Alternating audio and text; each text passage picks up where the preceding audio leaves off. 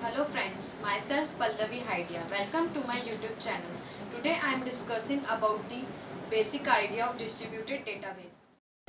We discuss about the distributed database. Firstly, we know about what is centralized database. You know that what is database. A database is the place where all data is stored digitally. Now we are come to our topic, centralized database. To understand the centralized database, we refer this diagram. In this diagram, suppose that it is a data of some university and it contains the different site with the data of different courses like MBA, BBA, MCA, BCom. Now we want the data of MCA course. The site will request it to the centralized database, and that centralized database provide the data to the that site. After that, the data will be sent to the from the centralized database to the client, and in this way the data will we get the data. But it big drawback of centralized database is that the bottleneck means that the communication channel connected to the several sites. Suppose that we have the water pipe which fill with the water with full of speed and pressure. When the water come outside from this pipe, the speed and pressure get slowed down. In this same condition, if all the sites wants to request the data at the same site, so that the system process gets slowed down. And its second drawback is that it is less reliable. Means if one database is suppose that this database will get that fail, so the whole system will get fail. It will not provide the assurity to the system. That's why we use the distributed database. Now we discuss about the distributed database. In distributed database, the system will store the device will not connect it to the common processing unit. That's why we use the common processing unit. And the database controlled by the data distributed database management system can may be stored at the same location or the different location. So, and it is the loosely coupled system, means that the anyone can access the data when it is required it. In this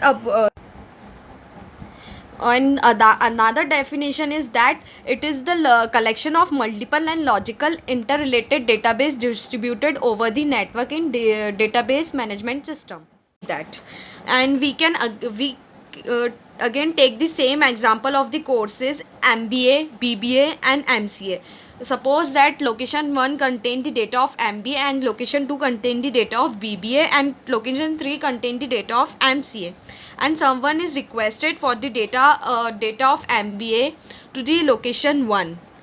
The location 1 will and the location 1 will check the data in its own data location 1 will check the data in its own database.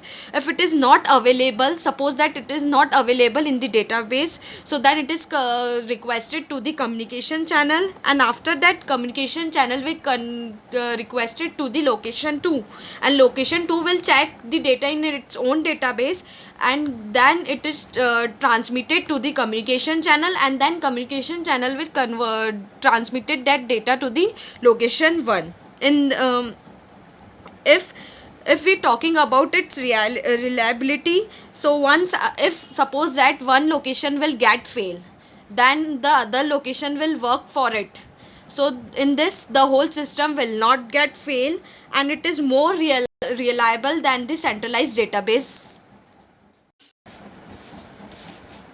Now we're talking about the advantage of distributed database. We already discussed about no more bottleneck, and second one is more reliable. We're talking about this only. Now the third point is better response. If we request the location and the data is available in that database, so it work fast and provide the data.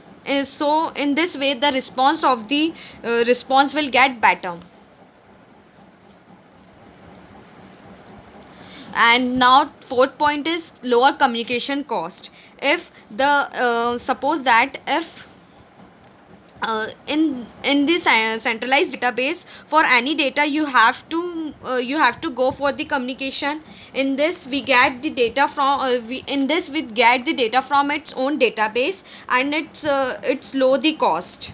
But if communication channel, if we request data for the communication channel and for the another site, another location, so it required the communication cost. Now the fifth point is, can easily expand it. In this we can add a new location with its own database and memory and connect it to the communication channel. Now we're talking about its features. Collection of logically interrelated data. Second one is, in the database it is split into the number of fragments. And third one is, we can make the copy of the fragments. And now fourth one is, now we have to have the both fragment and replicas at the at data located and the different location. Fifth point is, and we know that all the sites are connected to the communication network. Sixth point, in each site the data is controlled by the DBMS, means its own database management system. Seventh point, the database management system can access each data on its own site, and it can independently handle the application in database. And the eighth point is, each database is distributed system must have its own at least one global application. Now we talking about its goals. Reliability in distributed database system, if one system get fail or stop, it work with another system to complete the task. Now we're talking about the ability. If it is reliable and one system will get its server the requested to the fail, then it requested to the another system. Performance.